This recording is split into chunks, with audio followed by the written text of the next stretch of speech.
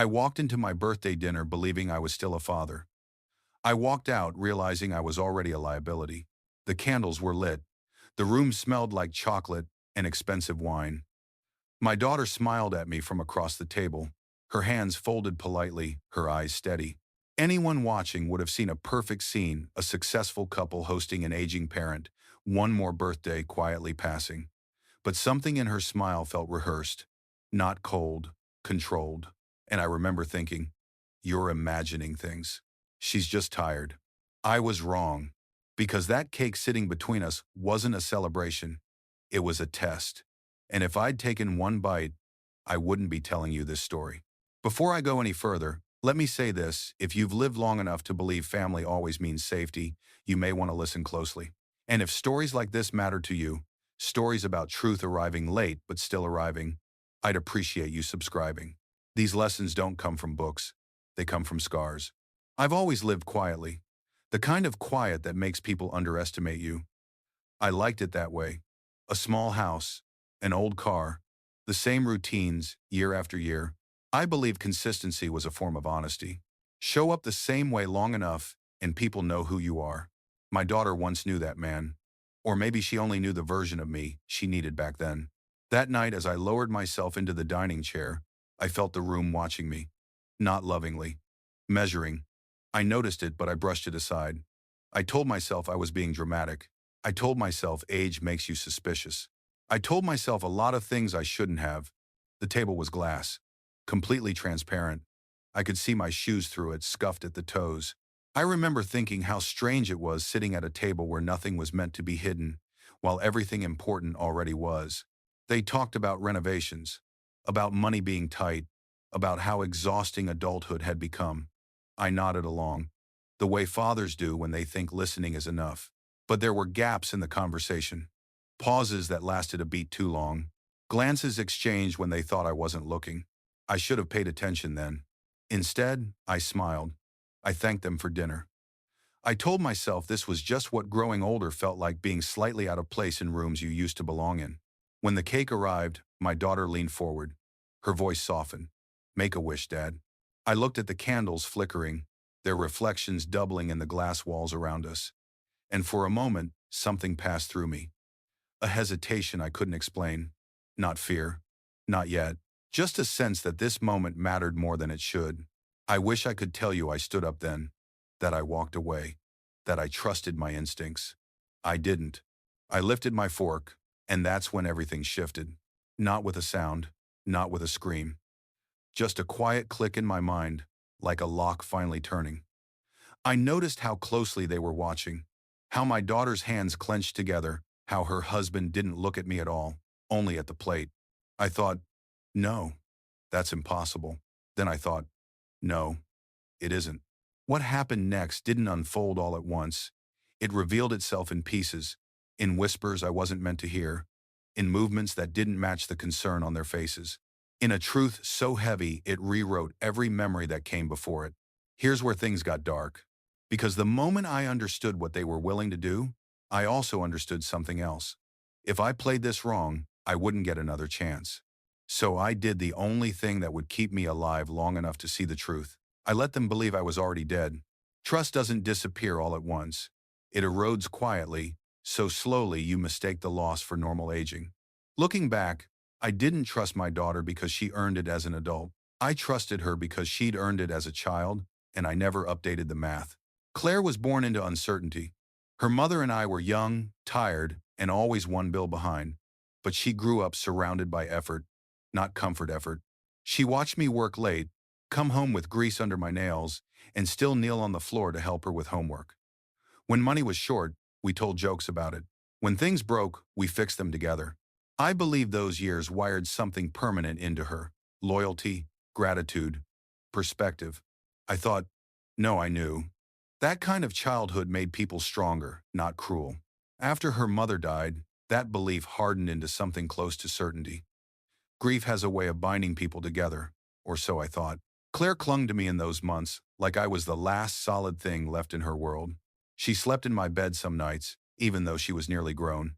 She'd wake up crying from dreams she couldn't explain, and I'd sit there rubbing her back, whispering that we were still a family. that nothing else mattered as long as we had each other. Those moments stay with you. They convince you you're indispensable. When she left for college, I felt proud, not lonely. I told myself distance was proof I'd done my job. We spoke less, yes, but every call ended with, "Love you, Dad," and I accepted that as currency enough. Parents learn to live on small deposits. As her life expanded, mine stayed modest. That wasn't an accident. I'd seen what money did to people who chased it too openly. I'd also seen what it did to families who talked about it too much. So when an early investment quietly multiplied into something substantial, I kept it to myself. I didn't lie. I just didn't advertise.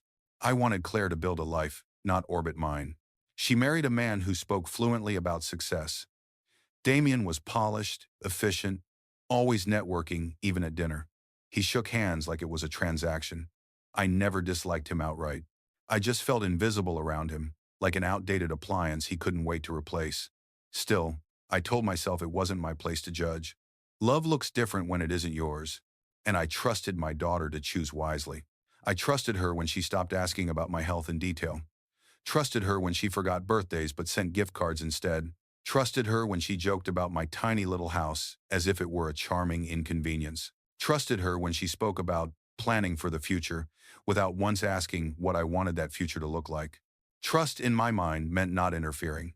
There were times I almost spoke up, moments when I felt something tighten in my chest, not medically but emotionally. Like when Damien suggested, casually, that I should consider moving into assisted living before something happened. Or when Claire asked, too carefully, whether my house was paid off. Each time, I told myself I was projecting. I told myself they were being responsible. I told myself love doesn't always sound warm once adulthood sets in. What I didn't tell myself was the truth. I was afraid of being wrong. Because if I questioned their intentions, I'd have to accept the possibility that my daughter didn't see me the way I saw her. And that was a loss I wasn't prepared to face. So I leaned into familiarity. I trusted history. I trusted memory. I trusted the version of her that existed in my mind more than the one sitting across from me. That birthday dinner wasn't the first time I felt that disconnect. It was just the first time it carried consequences. I went because she invited me, because she sounded pleasant enough on the phone, because saying no felt like admitting we were already strangers. I wore the scarf she made me years ago because it reminded me of a time when my presence mattered. I brought her a handmade gift because that used to be our language. Trust made me sentimental, and sentimentality made me vulnerable. I trusted that a daughter wouldn't harm her father. Not physically, not deliberately, not for something as cold as money. That belief wasn't naive. It was foundational.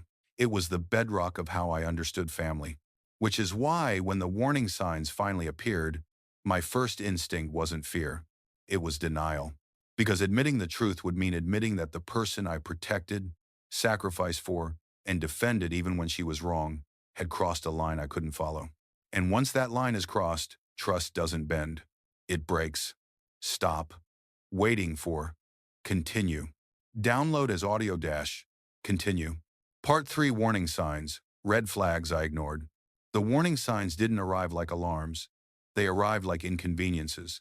Small, dismissible moments that asked for my attention politely and were easy to brush aside if you didn't want to see what they pointed to. I didn't want to see. The first sign was how conversations changed. Claire stopped asking questions that didn't lead somewhere. When we spoke, everything had a purpose. How was my health? Was I still driving? Had I thought about simplifying my life? Each question sounded reasonable on its own, responsible even, but together they formed a pattern I refused to name. I remember one call clearly. She asked whether I'd updated my will. Not gently, not out of concern, just casually, as if she were asking about the weather. I laughed it off, told her I had plenty of time. She went quiet for a second too long before saying, "Of course, just checking." That pause stayed with me. I told myself she was just being practical. I told myself adulthood does that to people. It makes them blunt. Another sign was the way Damien spoke around me instead of to me. He discussed financial strategies with Claire at dinner, using terms he knew I understood but never inviting my opinion. He'd mention property values, zoning changes, development trends, always glancing at me like I was a data point, not a person. Once he joked that my house was sitting on a gold mine. He laughed. Claire smiled. I didn't. and instead of addressing it, I changed the subject. Conflict avoidance masquerading as maturity. Then there were the visits. Fewer, shorter, more structured. They'd schedule me in like an appointment. 1 hour. Lunch only. No lingering. No wandering through memories. When I mentioned the old pantry where Claire's height was marked in pencil, she waved it off. That stuff doesn't matter anymore, Dad. I remember thinking how strange it was to hear my daughter dismiss her own childhood. The clearest warning came weeks before my birthday. Damien suggested again that I sell the house.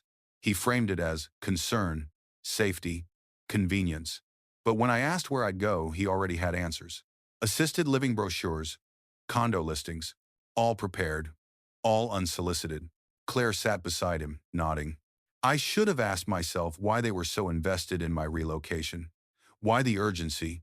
Why the discomfort whenever I said I was happy where I was? Instead, I reassured them, told them I was fine, told them not to worry, told them I appreciated their concern. I thought appeasement was kindness. There were emotional signs too, subtle ones. Claire's hugs became lighter, her touch more tentative, like she was afraid of lingering. She stopped calling me Dad when she was distracted. Just my name, clean, detached, easier to manage. And then there was the birthday invitation itself. She insisted on hosting, insisted on cooking, insisted I come alone. We wanted intimate, she said. No friends, no neighbors, no witnesses. I didn't think of it that way at the time. I thought she was trying to reconnect. I told myself this dinner was an olive branch. The night before, I couldn't sleep. That happens at my age, so I didn't question it. But there was a tightness in my chest that had nothing to do with my heart. A sense of anticipation that felt wrong, like waiting for bad news you can't yet hear. Even that morning, tying my scarf, I hesitated. I almost stayed home. I almost called and made an excuse.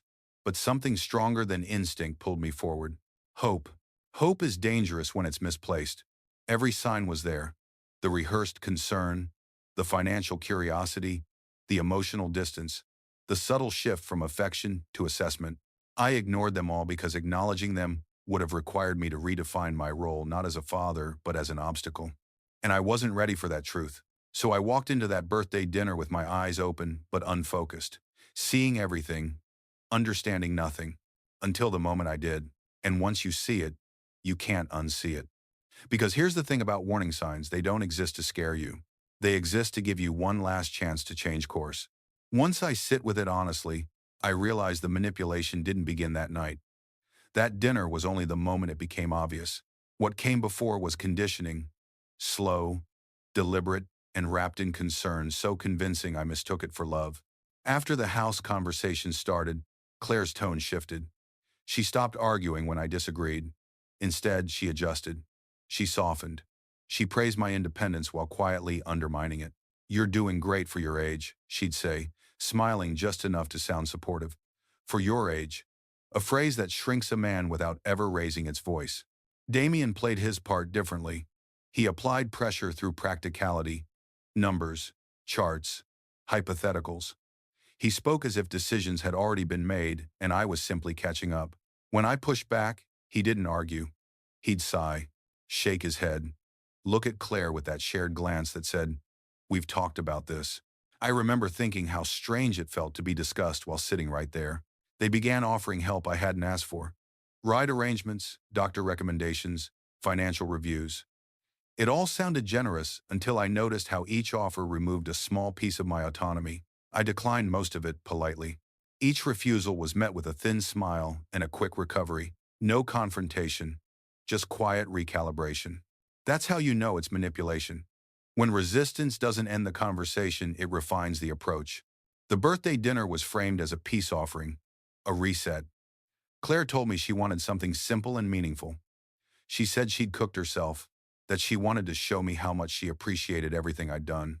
I should have noticed how often Damien interrupted that narrative, how he controlled the pacing of the evening, how he steered every topic back to finances, property, and future planning.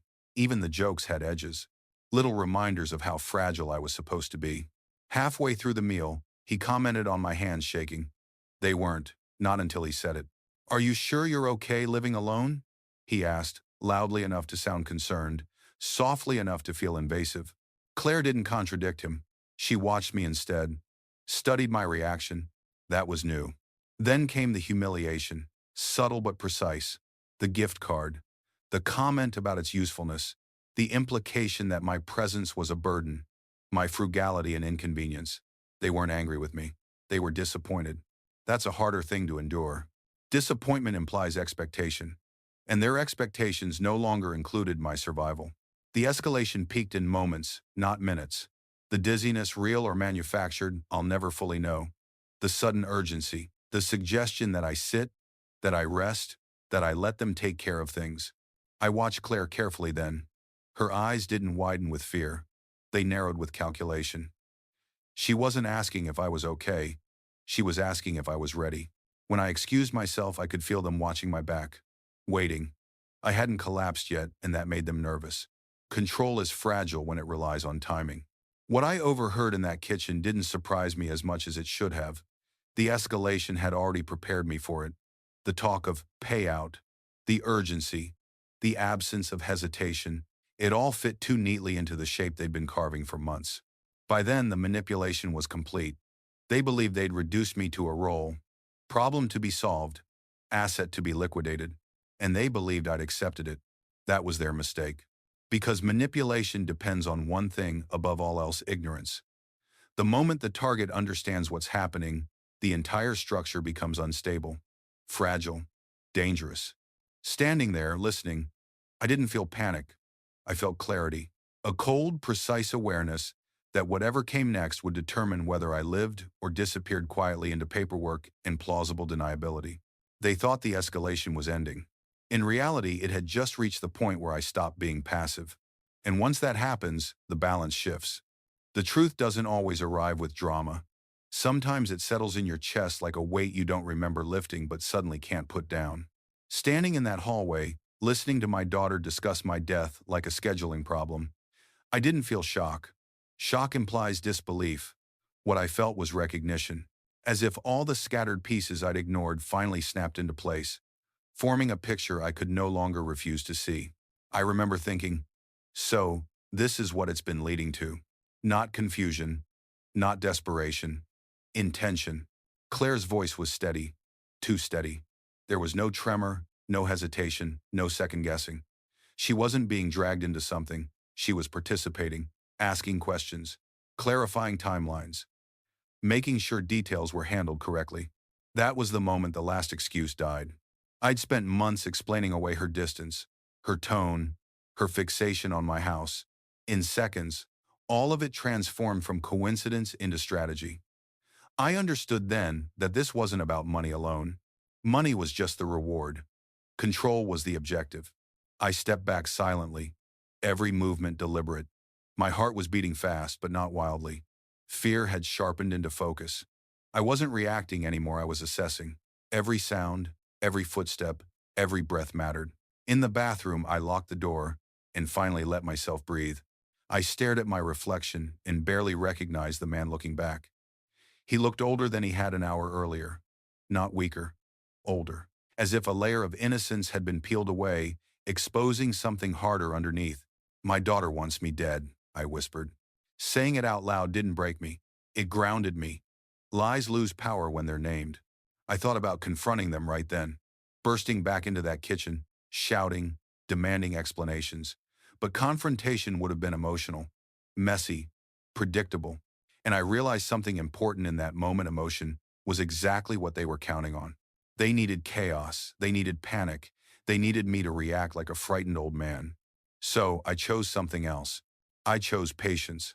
I understood the danger clearly now. Not hypothetically, not someday. Tonight. If I misstepped, I wouldn't get another chance. There would be no warning, no second cake. Just an ending disguised as natural causes. That clarity changed everything. I wiped my face, straightened my shoulders, practiced the version of myself they expected to see: frail, overwhelmed, compliant. I slowed my breathing, let my hands shake just enough to be convincing. Then I unlocked the door. Claire was waiting, watching, measuring. "Dad?" she asked softly. "I'm okay," I said. And for the first time that night, it was a lie told for survival. Back at the table, the cake sat untouched. The fork lay where I dropped it earlier. Damien's smile was tighter now, less confident. They were running out of time. As I lifted the fork again, I felt the full weight of the moment. This wasn't just about staying alive. It was about seeing what they would do once they believed the plan was working. About understanding how far they were willing to go. I didn't eat the cake. I let my body go slack instead. The performance wasn't dramatic. It didn't need to be. A gasp, a clutch at my chest, a slow collapse. Just enough to trigger action. Just enough to make it real. As I lay there, eyes closed, listening to their footsteps scramble, I heard something that confirmed everything. Not grief. Panic. Not fear for me, but fear of failure. That's when the truth became undeniable. Not because of what they'd planned, but because of how they reacted when they thought it was finally happening. In that moment, lying still on a cold floor, I understood something with absolute certainty. The man they thought I was already gone. Stop. Waiting for continue. Download as audio place. Continue. Part 6. Confrontation. Lawyer, evidence, action. I existed in a space between breaths. Not unconscious, calculated. The marble floor pressed cold against my cheek as I measured each inhale, each pause, each sound. Panic moved quickly when it wasn't supposed to. That was my confirmation. Damien barked orders. Claire's voice fractured not with grief, but with urgency. They weren't mourning. They were managing. That distinction mattered. I heard drawers open, papers shuffled, the scrape of a chair. Damien speaking too fast, too sharply, as if speed could correct mistakes. Claire asked what to do with the cake. Not me. The cake. Evidence. Priorities reveal everything. Sirens arrived sooner than they expected. From that point on, the evening split into two timelines. The one they believed in and the one unfolding quietly beneath it. The paramedics played their roles well. Efficient. Neutral. They lifted me, stabilized me, spoke in codes that sounded urgent enough to sell the story. As they wheeled me out, I felt a presence lean close, just enough for a whisper to slip through the noise. "You're safe," a calm voice said. "We have what we need." I didn't respond. I couldn't. Silence was still my shield. At the hospital, the performance continued. Machines beeped. Lights passed overhead. Hands moved with rehearsed precision. I was placed into a private room already prepared, already isolated. No paperwork delays, no confusion. That told me everything was aligned. Once the door closed and the noise faded, the room settled into something heavy and still. I lay there, eyes closed, listening, waiting. Footsteps returned. Slower this time. Careful. Claire entered first. I recognized the sound of her breathing immediately. Uneven. Practiced. She thought she was stepping into a scene where I was fading. She thought this was the final stretch. Damien followed, closing the door softly behind him. They spoke in low voices, too calm, too purposeful. I felt my jacket being moved, my wallet removed, papers unfolded. Damien explained the documents like a man teaching a process, not committing a crime. Power of attorney, medical consent, accelerated decisions. They pressed my hand flat. That was the hardest part. Not the pain, though, there was some, but the familiarity. My daughter's hands guiding mine, the way she used to when she was learning to write. Back then, it was love. Now it was leverage. I stayed still. They took what they thought they needed and left to find a doctor who would confirm their version of events. The door clicked shut. I waited. 10 breaths. 12.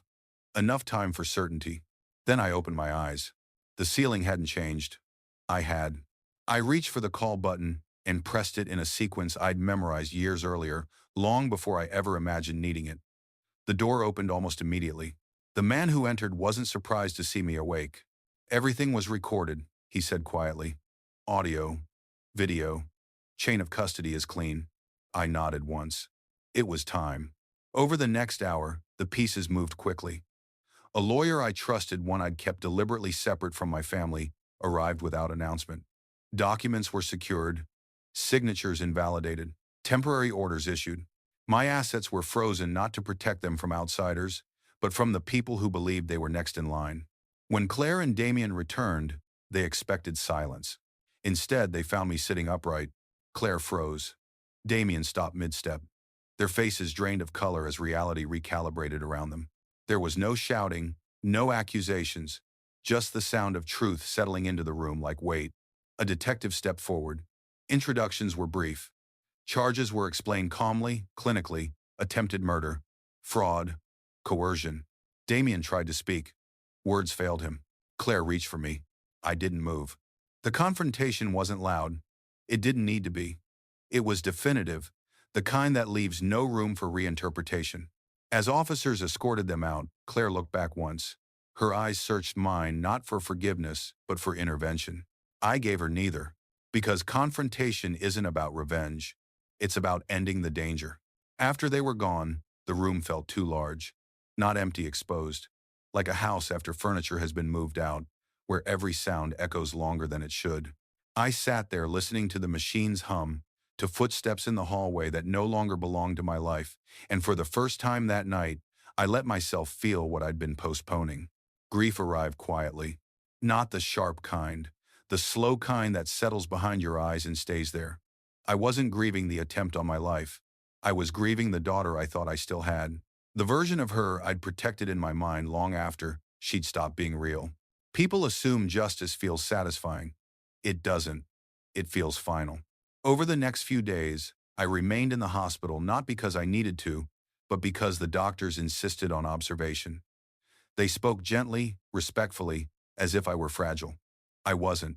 I was simply recalibrating, learning how to exist in a world where the rules I'd lived by no longer applied. Detectives came and went.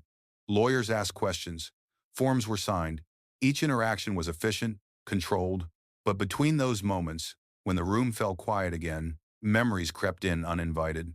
I kept seeing Claire at 8 years old, sitting on the kitchen counter, swinging her legs while I cooked dinner. I heard her teenage laughter echoing down the hallway. I remembered the night she left for college, hugging me so tightly I thought she might change her mind at the last second. Those memories didn't hurt because they were gone. They hurt because they were real, and now they existed beside something equally real and far harder to accept. The mind wants to reconcile contradictions. It wants to believe there's an explanation that softens the edges. I tried. I wondered if stress had changed her, if Damien had pushed too hard, if I'd failed somewhere along the way. Then I stopped. Because understanding motives doesn't undo choices. One afternoon, a social worker asked if I wanted family counseling, arranged once the legal process allowed it. I thanked her and declined. Not out of anger, out of clarity. Some fractures can't be mended without pretending they never happened. I wasn't willing to pretend. The house, the one they wanted so badly, sat untouched while I recovered. Neighbors checked on it. Friends I hadn't spoken to in years called when the story reached them in pieces. Their concern felt genuine, but distant. Everyone was careful with their words, as if afraid I might shatter. What they didn't realize was that something stronger had taken shape in the space where trust used to be. Boundaries. I slept better than I expected. Not deeply, but honestly. No more second-guessing conversations. No more explaining away discomfort. The uncertainty that had followed me for months was gone, replaced by something firmer, if heavier. When I was finally discharged, I stood on the hospital steps and let the air fill my lungs. The city moved around me, indifferent and alive. I felt older than I had before, but also lighter. As if carrying the truth, painful as it was, required less effort than carrying denial ever had. That night, back in my own home, I walked from room to room slowly. I touched the door frames, the kitchen counter, the pantry wall where pencil marks still traced a child's growth. I didn't erase them. I didn't cry. I simply acknowledged them. The aftermath wasn't about recovery. It was about acceptance. About learning to live with a story I never wanted without letting it define the rest of my life. And in that quiet, surrounded by the life I'd built with my own hands, I understood something important. Surviving wasn't the end of this story. Choosing how to live afterward was. I don't tell this story because I enjoy remembering it. I tell it because silence almost killed me. For a long time after everything settled, I asked myself one question over and over again. How did it come to this? Not in search of blame, but in search of understanding. Because if something like this can happen quietly, behind polite smiles and family dinners, then it can happen to anyone who mistakes history for loyalty. Here's what I learned. Love doesn't excuse vigilance, and trust, once earned, still needs to be maintained. I spent years believing that being a good father meant never questioning my child's intentions. I thought that skepticism was a form of failure, that asking hard questions meant I'd somehow raised her wrong. So I ignored my instincts. I softened my boundaries. I convinced myself that discomfort was just the cost of growing older. That belief nearly ended my life. What saved me wasn't strength or intelligence. It was attention late but still in time. The moment I stopped explaining away behavior that felt wrong, the moment I trusted my instincts instead of my memories, I reclaimed control. And that's the warning I want to leave you with. If someone makes you feel small so they can feel powerful, if concern always seems to point toward your independence disappearing, if conversations about help always end with you losing something, pay attention, especially when those people share your blood. Family can be a source of comfort, but it can also become a place where entitlement grows unchecked. Love doesn't disappear overnight. It erodes when respect is replaced by calculation. When a person stops seeing you as human and starts seeing you as an obstacle or an asset, I didn't lose my daughter the night of that dinner. I lost her long before that. The dinner was just when I finally accepted it. And acceptance, painful as it is, brings clarity. Today my life is quieter again, intentionally so. I keep my routines. I tend my home. I choose who has access to me, not out of fear but out of self-respect. The man who walked into that birthday dinner believed family automatically meant safety. The man who walked out understands something deeper. Safety comes from boundaries. Peace comes from truth. And dignity comes from knowing when to stop excusing what hurts you. If you're listening to this and something feels familiar, if a part of you is uneasy and you can't quite explain why, don't ignore it. Ask the question. Set the boundary. Protect yourself before someone decides you're easier to remove than to respect. And if this story resonated with you, if it made you reflect on your own life or the people around you, I'd appreciate you sharing your thoughts in the comments. These conversations matter. They remind us we're not alone in learning these lessons, sometimes far later than we'd hoped. If you want to hear more stories like this, stories about truth, consequence, and finding peace after betrayal, I invite you to subscribe, not for drama, for perspective. This isn't a story about revenge. It's a story about survival and about choosing, even at the end of a long road, to finally stand still and say, this is where it stops.